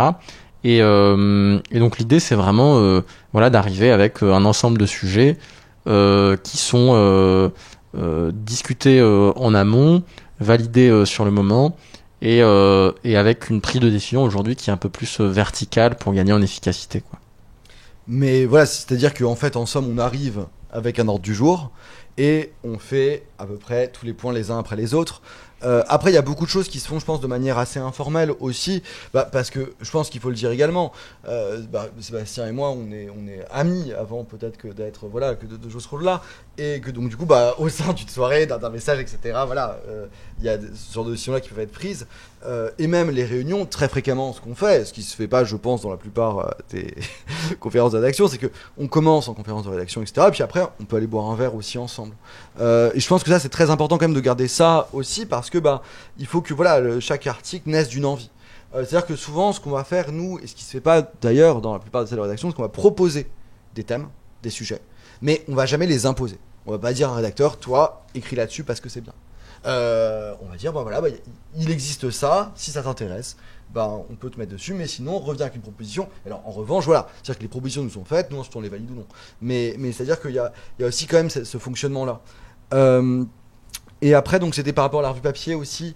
Donc on l'avait évoqué également. Oui, c'est ça qu'on a changé de modèle de fonctionnement parce que ça prend. Donc on en sort une par an, c'est pas pour rien. Alors, ce qu'il faut voir aussi, c'est qu'on n'est pas non plus à plein temps dessus, comme on l'a dit également, on enseigne tous les deux. Il faut que ça non plus que ça empiète pas. Alors, il y a toujours les périodes, notamment cette période-là, qui est une période de bouclage qui prend énormément de temps. Mais je crois que ce qui est dans ce cas-là, en fait, pour retracer toutes les étapes. En gros, le calendrier, si on fait un planning, il y a d'abord le choix du thème, évidemment. Ensuite, le choix des rédacteurs. Ça peut prendre environ 2 mois. Après, on laisse 4 mois au rédacteur pour écrire le papier.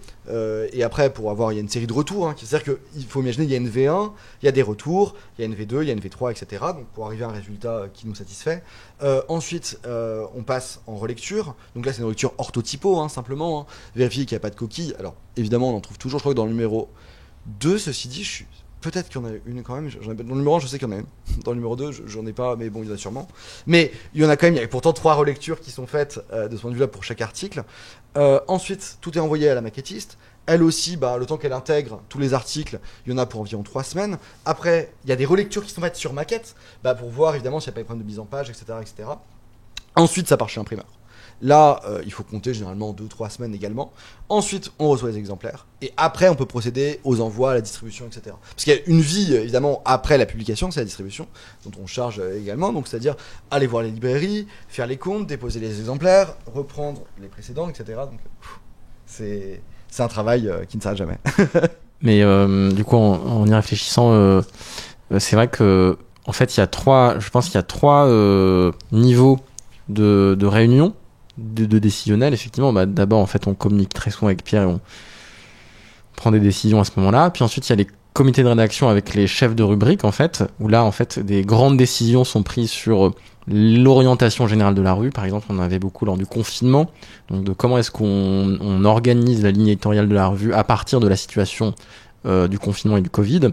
Et ensuite, il y a les réunions internes à chaque rubrique qui sont faites auxquelles nous on n'assiste pas en fait et qui sont faites par les directeurs de pôle et où là en fait les choix éditoriaux sont pris, c'est-à-dire des discussions entre les rédacteurs et les chefs de rubrique.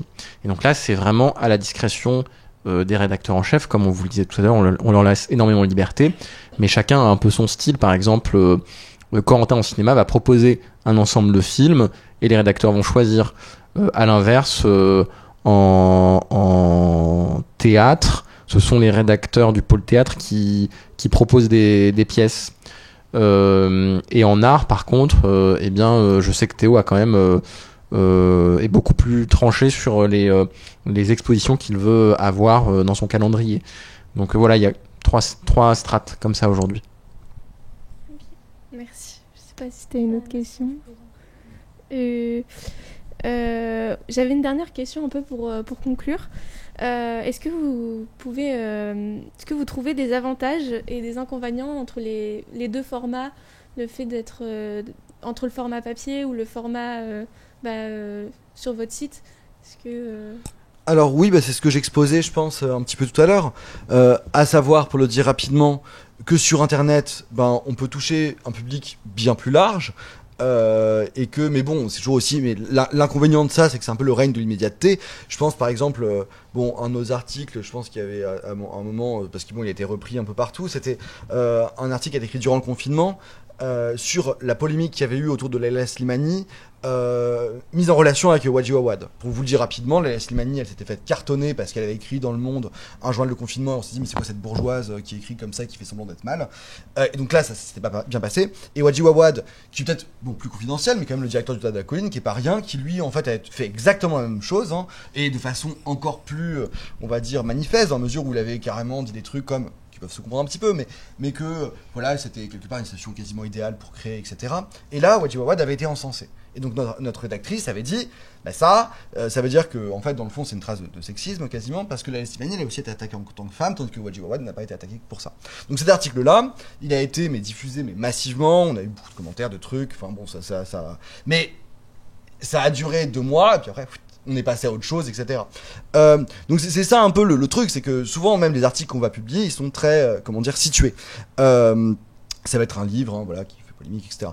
La revue papier, à l'inverse, on touche un public plus restreint, mais en même temps, on essaie de s'inscrire dans une temporalité plus longue, avec des articles qui, on espère, vont, je vais pas dire faire date, faut pas exagérer non plus, mais ont une ambition plus grande de se dire, ok, là on a sorti quand même, pour le coup, je pense que l'aventure, je crois qu'on peut dire qu'on est la plus grande revue papier littéraire, 400 pages, sur un thème. Je pense que l'idée c'est vraiment de créer un objet construit et constant. Oui, c'est un peu paradoxal parce que donc en fait effectivement l'audience est sans aucune mesure, c'est-à-dire on a 600 000 visites par an sur le site, on vend 300 exemplaires de la revue papier, donc c'est vrai que mais par contre la visibilité médiatique est beaucoup plus forte. Pour la revue papier, par exemple, c'est pour la revue papier qu'on est passé sur France Culture, on a eu de la presse dans la revue des Deux Mondes, dans plein de revues, etc. Donc, paradoxalement, effectivement, la revue en ligne touche beaucoup plus de personnes, de lecteurs, mais la revue papier a une reconnaissance critique un peu plus importante. Merci. Merci beaucoup. Et donc maintenant, on va passer, s'il y a le public qui a des questions, n'hésitez pas, vous pouvez les poser. Oui.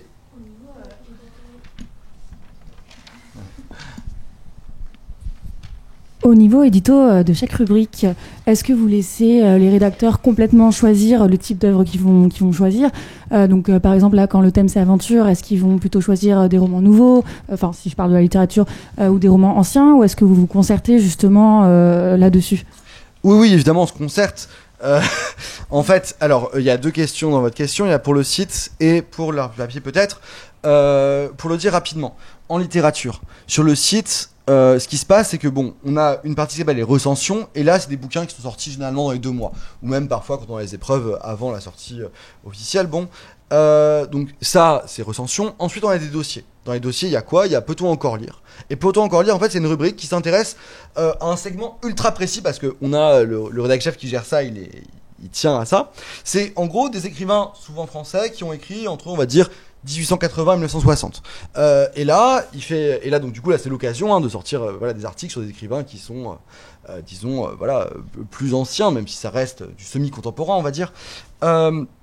Et pour la revue, papier, c'est un peu la même chose, c'est-à-dire que on a des rubriques qui s'intéressent à à des textes contemporains, et une rubrique qui s'intéresse à des textes plus anciens. Mais après sur le site on propose aussi autre chose, par exemple dans cette idée de rendre la culture vivante, ce qu'on a fait durant le confinement et ce qui était d'ailleurs très amusant à faire, et on espère d'ailleurs en sortir, et c'est parce que ça arrive dans les prochains mois, un livre, c'est que on avait une série de pastiches où là cette fois-ci on s'est dit mais qu'est-ce qui se passe si Flaubert vivait la crise du coronavirus, si Platon vivait la crise du coronavirus, si Houellebecq vivait la crise du coronavirus. On a tapé large, et c'était assez amusant, c'est la critique en acte, là cette fois-ci plus direct, mais assez drôle. Donc ça c'est un projet, en fait en gros tout est théoriquement ordonné C'est-à-dire que l'idée quand même, c'est là où il y a une vraie concertation, c'est-à-dire qu'on ne sort pas d'articles, je sais pas, un peu hors sol, parce qu'un rédacteur nous a envoyé un mail en disant j'ai écrit ça, est-ce que ça marche? Non, en fait généralement il faut que ce soit pensé en amont, etc., que ça s'inscrive en fait dans des projets, pour que nous déjà on puisse s'y repérer, puis que le lecteur aussi puisse se repérer. D'accord, merci. Est-ce qu'il y a d'autres questions? Merci. Moi, j'avais une question. Tout à l'heure, on parlait de la pluralité des textes qui sortent aujourd'hui, qui ne sont pas forcément uniquement ce qu'on voit à la télé, enfin Gallimard, les têtes d'affiche. Est-ce que du point de vue de l'édition, vous trouvez que ça suivait? Est-ce qu'il y a des nouvelles maisons que vous recommandez ou... Voilà, est-ce que vous trouvez que ça bouge aussi du point de vue du circuit classique en fait oui, effectivement. Alors en fait c'est assez intéressant parce que l'édition c'est pareil. C'est pareil. C'est comme les écrivains. C'est-à-dire qu'il y a à la fois les grandes écuries que tout le monde connaît et en même temps, si vous allez au salon des éditeurs indépendants, vous allez trouver des trucs hallucinants. C'est-à-dire que l'avantage des petits éditeurs quand même, c'est qu'ils prennent tous les risques. Ils ont rien à perdre, ils ont rien. Donc du coup, vraiment même d'un point de vue de l'objet livre. Ils font des choses parfois assez troublantes, assez étonnantes, hein. On peut trouver, je sais pas, des couvertures trouées ou des choses en accordéon, mais vraiment des choses assez étonnantes. Bon, ça marche pas forcément, mais en tout cas il y a une diversité bien plus grande, évidemment, quand on sort de Gallimard, Grasset, Seuil, quoi. Et il y a des maisons évidemment qui proposent, qui ont des choix assez marqués. Pour en citer deux, je pourrais prendre les maisons d'édition RN. Alors qui sont à la fois modernes et anti-modernes, on va dire, parce que d'ailleurs c'est drôle, hein, c'est deux étudiants qui ont fait une école de commerce, je crois qu'ils ont fait HEC, mais qui se sont dit après leurs études, on va se lancer dans un secteur qui est quasiment mort, on va se lancer dans l'édition, et ils font ça, et en fait eux ils choisissent de rééditer des textes d'anti-modernes, plutôt philosophiques, mais en même temps ils ont investi quand même beaucoup internet, et ils ont rencontré un certain succès. Ils ont maintenant une visibilité qui est tout à fait étonnante, enfin qui est fantastique, hein, parce qu'ils font des rééditions qui sont excellentes, et leur charte graphique est incroyable. Enfin vraiment c'est très bien ce qu'ils font. Et on a également, je sais pas si je prends Aux Forges de Vulcain, c'est un éditeur qui s'appelle David Melmans, qui lui en fait vraiment s'est dit ok, on est une jeune maison d'édition, on va faire le pari de la com sur internet, et c'est ce qu'ils font, et ça marche très bien. Et ils ont compris aussi un truc, c'est que dans le fond les nouveaux prescripteurs, c'est plus forcément les médias traditionnels, mais ça va être aussi les blogueurs, ça va être aussi même des booktubeuses, enfin des trucs comme ça. Bon, il le fait, et ça marche bien aussi, et c'est un modèle qui fonctionne. À l'inverse, on a encore des gens qui se lancent dans l'édition et qui font des choses bien plus traditionnelles, hein. Mais bon, je pense que si je devais en dire deux, voilà, je dirais Aux Forges de Vulcain et RN parce que c'est des maisons d'édition que j'aime bien, mais il y en a beaucoup d'autres encore aujourd'hui. Je sais pas si tu. Oui, sur notre site, on a beaucoup parlé des éditions des Instants, par exemple, qui vient de se lancer, qui est une magnifique maison d'édition au niveau de l'objet, puis au niveau des textes proposés. On a beaucoup travaillé pendant des années avec une maison d'édition, une belle maison qui s'appelle les éditions du Soupirail aussi, qui propose des textes assez exigeant effectivement, mais effectivement c'est une telle débauche de travail pour une rentabilité qui est souvent quasi nulle que ça exige un courage énorme, c'est sûr. Donc c'est pour ça que nous on essaie de les soutenir, enfin en tout cas on essaye de faire ce travail là aussi. Vous le savez peut-être, mais le modèle éditorial en fait dans l'édition c'est le suivant, c'est que on parie sur plein d'écrivains et en fait il y a un écrivain qui rafle la mise et qui est tiré à 30 000, 40 000, 50 000 voire 100 000 exemplaires, et puis ça peut faire beaucoup plus et ça sauve la maison. Deux cas par exemple, l'édition Finitude à Bordeaux, une toute petite maison d'édition qui publie Untold Jungles, et ce bouquin là a eu un succès énorme, il a été adapté récemment au cinéma. La maison maintenant elle est florissante. Une autre maison d'édition, Le Dilettante, c'est intéressant parce qu'il publie quand même des choses, on va dire, assez exigeantes, etc., assez sérieuses, et puis en fait Le Dilettante vit quasiment uniquement grâce à Anna Gavalda en fait, et c'est ça qui fait que en fait ils peuvent publier aussi beaucoup de choses. Donc voilà, c'est comme ça aussi que fonctionne beaucoup l'édition. C'est-à-dire que Gallimard en fait il lance 1 milliard de premiers romans, mais en fait il y en a plein qui sont pas rentables, mais il y en a un ou deux qui va marcher, et en fait donc voilà, donc en fait c'est ça l'édition, hein, c'est ce qu'il faut voir aussi, hein, c'est que vous voyez nous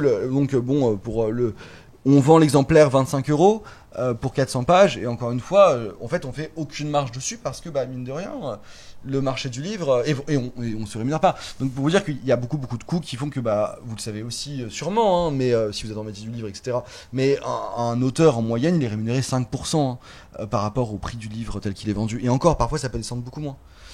Voilà. Et l'éditeur ne gagne pas non plus beaucoup d'argent en fait. Oui. Merci. Oui, donc vous avez parlé des moyens alternatifs justement aux maisons d'édition. C'est quelque chose qu'on voit de plus en plus souvent. Qu'est-ce que vous pensez de l'auto-édition ? Alors, c'est une bonne question. Je crois qu'il y a du bon et du moins. Malheureusement, l'auto-édition telle qu'elle est pratiquée dans quasiment 100% des cas, j'ai envie de dire, souvent, je crois, tombe dans les travers terribles. C'est-à-dire que en fait, l'auto-édition, alors ça a donné des success stories parfois, mais pour des romans horribles ou vraiment, c'est quand même un drame. En fait, le truc c'est que voilà, beaucoup de gens écrivent, beaucoup de gens veulent devenir écrivains, ça c'est sûr. Et il y a des gens qui se sont dit ok, on va lancer un business model à partir justement de l'auto-édition en disant c'est génial, vous aurez 50% des droits, vous passez uniquement en numérique, on n'édite même plus l'objet livre parce qu'après tout c'est dépassé, vous verrez ça va marcher. Et en fait les gens vendent 10 exemplaires, parfois moi ça me fait vraiment peur parce qu'en fait c'est un peu vendre du rêve, je pense, aux gens que de voir ça. L'auto-édition elle peut être intéressante quand on a déjà un certain savoir-faire, je pense, dans le livre. Je prends un exemple que vous connaissez peut-être pas, ou peut-être, je sais pas, Marc-Edouard Nab, qui est un écrivain vraiment sulfureux pour le coup. Marc-Edouard Nab, c'est pas n'importe quoi, mais c'est quand même un écrivain, même si parfois il est assez délirant. Et en fait, il a choisi, lui, de quitter l'édition traditionnelle pour se lancer, mais après une carrière de 20 ans, il se trouve qu'il fait des choses en auto-édition qui sont tout à fait acceptables. Donc il y a des choses qui peuvent être très bien en auto-édition, ça permet une liberté, une latitude qui est bien plus grande. On l'a bien vu même là plus récemment, encore une fois d'un point de vue financier, ça a été un coup mais genre merveilleux pour Zemmour, quand il crée Rubempré et qu'il sort son bouquin, en fait il sait qu'il va toucher bien nous que quand il était ailleurs. Donc vraiment l'auto-édition ça peut marcher quand on a déjà une base établie, etc. Nous par exemple, nous on a choisi de pas passer par un éditeur pour une raison en fait assez simple, c'est qu'on voulait précisément faire l'objet de notre choix. On s'est dit de toute façon, quoi qu'il arrive, a priori on risque pas de gagner beaucoup d'argent, même si c'est un contrat. Alors après ça aurait été peut-être plus souple en termes de temps, de contraintes, on aurait passé moins de temps à faire plein de choses, mais l'avantage de faire ça c'est que nous on s'est dit on a une liberté énorme, on peut avoir la couverture qu'on veut, le format qu'on veut, et en fait il se trouve que il faut le dire quand même, les gens qui nous assistent, ce sont des éditeurs. C'est-à-dire que en fait, forcément, on a fait des études de lettres. Il y en a qui sont devenus enseignants, d'autres qui sont devenus éditeurs. Zone Critique, c'est un peu la fusion des deux. Donc c'est ça aussi qui nous permet, je pense, d'avoir ce niveau de qualité pour un objet qu'on a conçu quand même seul. Mais en fait, je pense qu'il faut aussi se poser la question de qu'est-ce qu'on vise en fait, qu'est-ce qu'on veut faire en s'auto-éditant. Je pense que le gros problème de l'auto-édition, c'est qu'il n'y a pas ou quasiment pas de comité de relecture, en fait, tout simplement. Donc, effectivement, nous, on avait un comité de relecture, donc on s'est permis de passer par l'auto-édition. Maintenant, effectivement, c'est ce qui fait qu'on trouve vraiment de tout et de n'importe quoi dans l'auto-édition, et que du coup, c'est quand même assez mal perçu dans le petit microcosme littéraire. Après, ça dépend. Je pense que ça dépend vraiment de l'ambition du projet. Par exemple, si c'est juste pour éditer un livre avec une publicité assez restreinte pour un ensemble de proches, ça peut être très bien, mais ce qui est clair, c'est qu'on assiste quand même à une sorte de reconfiguration un petit peu du paysage éditorial, notamment avec le numérique, qui fait qu'aujourd'hui, je pense qu'il y a une multiplicité de possibilités de publication de ces textes, de ces idées qui ne sont plus l'édition traditionnelle, mais par exemple sur internet il y a plein de possibilités de se faire publier en fait et de se faire lire, et c'est vrai que en fait je pense qu'on peut aussi voir ça comme une chance, par exemple quand on n'a pas la possibilité de se faire éditer dans le circuit traditionnel, c'est aussi comme ça qu'on peut se faire reconnaître. En fait, pour prendre une analogie, c'est vraiment internet, c'est vraiment un peu l'équivalent des banlieues de New York dans les années 80 où tous les artistes de street art expérimentaient des choses. Donc en fait c'est aussi là que Jackson Pollock a commencé, etc. Donc finalement je pense que tous ces espaces alternatifs de publication, que ce soit sur internet ou dans l'auto-édition, effectivement il n'y a pas de comité de relecture, donc c'est compliqué de tomber sur la qualité, et en même temps je pense qu'on peut aussi le voir comme un espace d'expérimentation en fait. Et voilà. D'accord, merci. Et j'en profite, vous avez parlé justement du livre d'Éric Zemmour. On assiste de plus en plus à des livres, que ce soit en auto-édition, dans les maisons d'édition, de personnalités, d'influenceurs. Pareil, sur les plateformes, on peut voir énormément de biopics qui voient le jour. Est-ce que vous pensez qu'on tombe pas quelque part dans une dans des contenus faciles à faire en fait au détriment de peut-être d'autres contenus sur lesquels les maisons vont investir. Oui, mais en fait, ça change rien. Enfin, je veux dire, Léna Situation, elle sort un bouquin et ensuite Bec BD va dire ah non, c'est nul. Bah oui, mais on le sait. Enfin, je veux dire, en fait, dans le fond, c'est moi ce qui me fascine là-dedans, c'est que je me dis en fait, le public de Léna Situation, c'est pas le public de Bec BD, qui est pas le public de Welbeck, qui est pas. Donc en fait, fondamentalement, c'est des milieux qui se touchent pas. Par exemple, le développement personnel ou la cuisine, c'est des domaines où l'édition ça marche super bien, mais dans le fond, un lecteur, est amateur de recettes de cuisine, il ira peut-être pas Modiano ou Homer, ou peut-être, mais en tout cas, ce sera pas un facteur déterminant. C'est-à-dire que l'édition, en fait, quand on parle de l'édition littéraire ou la littérature, c'est un segment très particulier, et évidemment, dans ce segment-là, moi, j'inclus pas forcément les bouquins d'influenceurs ou d'influenceuses, sans aucun, si un petit peu jugement de valeur, mais j'aimerais bien ne pas forcément en avoir. Enfin, je veux dire, ça fait du bien aux gens, tant mieux, mais dans l'absolu, c'est pas ça qui va. Alors, l'erreur, quand même, le truc, moi qui me fait un peu quand même, qui m'interroge un tout petit peu, c'est qu'on va dire effectivement, et c'est ce que je vous ai dit même, que les gens lisent de plus en plus, et on prend des chiffres et tout, et ça se voit. Mais alors, qu'est-ce qui marche là en ce moment à fond? Le manga. Pourquoi? Le pass culture. Bon. C'est pas grave. Moi, mes élèves, je préfère largement qu'ils lisent des mangas, et j'ai rien contre les mangas plutôt qu'ils lisent de rien. Après, il faut pas non plus tout confondre et dire, mais finalement, c'est génial, il a lu tout One Piece. Bon, quelque part, il a pas lu, Flaubert, mais bon. Tout se vaut. Non, tout se vaut pas, et je pense que la critique, il faut le rappeler quand même, au départ, c'est séparé, en fait. C'est vraiment poser un geste critique, c'est poser un acte de distinction. Et là, on peut pas dire ça également. Mais je dis ça, et pourtant, je vous le dis, et c'est vrai, on n'a jamais autant lu que maintenant, il n'y a jamais eu autant de gens qui savent lire qu'aujourd'hui, et dans le fond même, quand on parle de littérature exigeante, on l'a jamais autant découverte qu'aujourd'hui. Dans le fond, je me dis, c'est toujours un peu hallucinant. Alors, on voit parfois que ça fonctionne pas, mais moi, quand je fais, je sais pas, du Baudelaire avec mes élèves de STMG, je me dis, mais en fait, c'est dingue, parce que fondamentalement, Baudelaire n'a pas écrit pour eux, et dans aucun monde possible, dans la plupart des mondes possibles, il n'aurait jamais rencontré Baudelaire. Là, il rencontre Baudelaire, et là, quelque part, il y a un truc qui se passe, fondamentalement. Et ça, c'est permis quand même grâce au système éducatif français qui est pas si mal que ça. Quand même. Donc, et qui sait, peut-être moi, j'y crois quand même un petit peu. Je me dis, ok, peut-être que sur le coup, ils ont l'air un peu mou et tout, mais parfois ils réagissent, et je me dis, mais dans le fond, peut-être que ça va être des lecteurs aussi, et je vois ça quand même, alors bon, ça fait pas non plus, ça fait 5 ans que je suis prof, bon, ça fait pas non plus 15 ans, mais en tout cas, j'ai l'impression quand même qu'il se passe des choses, et que, certes, il y a beaucoup de choses un peu, pas forcément étonnant, incroyable qui se vendent, mais il y a toujours un noyau dur, et je crois que ça va rester, et même c'est fantastique quand même que tout le monde puisse lire. Voilà. D'accord, merci. Merci beaucoup et merci pour votre temps aujourd'hui et pour nous avoir appris toutes ces belles choses. Et on remercie aussi du coup la bibliothèque et Anne-Sophie Lemonnier pour cet événement, le média de l'ESCP Streams et le BDA ainsi que le MS Média. Merci vraiment à vous, c'était un plaisir de pouvoir discuter. Merci. Merci.